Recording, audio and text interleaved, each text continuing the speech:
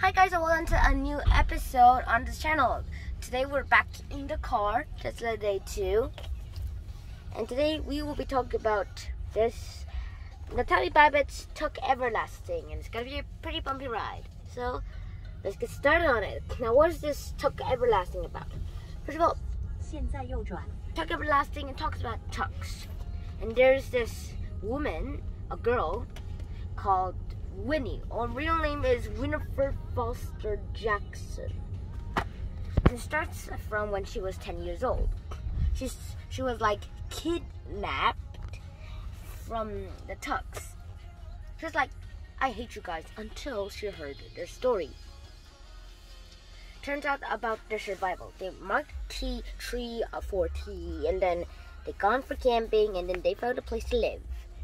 Then they had to go back to the tea. And that's where they were.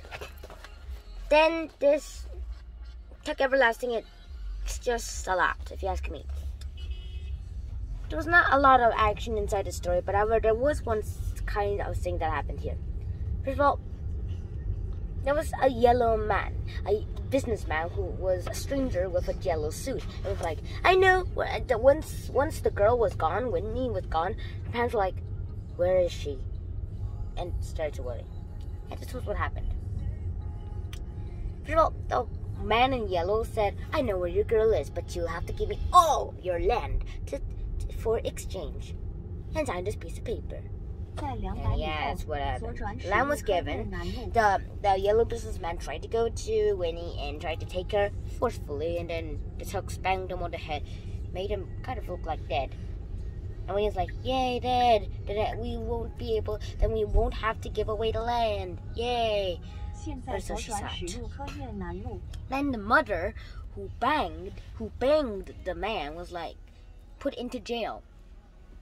And so what happened?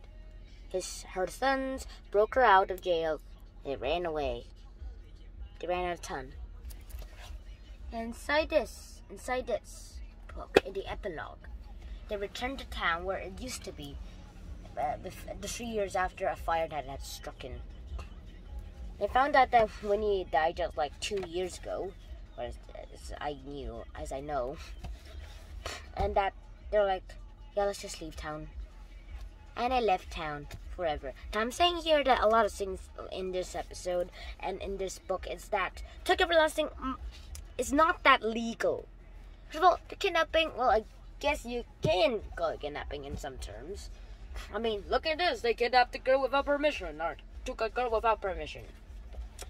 Also, in this stuff, it talks about illegal stuff. Even though it might be short and less than 100 and less, it's like 139 pages.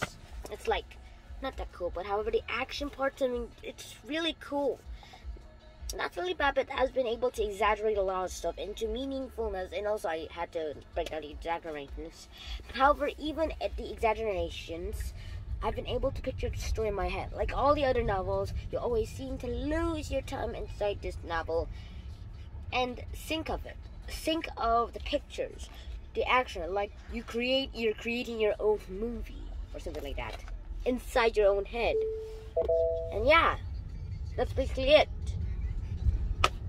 This Tuck Everlasting business might be a lot, if you ask me. But however, this book, it's a lot to say. I mean, I'm lost for words here. I mean, this has a lot of love story in it. A little bit love story. And there's a 10-year-old girl with a 17-year-old boy. I mean, that's gotta be a coincidence, right? Turns out it isn't. And also, having to be saying as exaggerating that, like, it's like making your own movie. Well, I guess that's a pretty good exaggeration. What about you guys? Now, first of all, before you answer this question, please enter your answers for this question. But you have to read this first. The question for today is, what do you think about this Tuck Everlasting book? How do you think that Tuck Everlasting can help you with your own stuff? What do you think about Tuck Everlasting is what I'm saying here. Please write your answers in the comments below after you read this book. And I'll see you in the next episode. Shinhan out. Peace!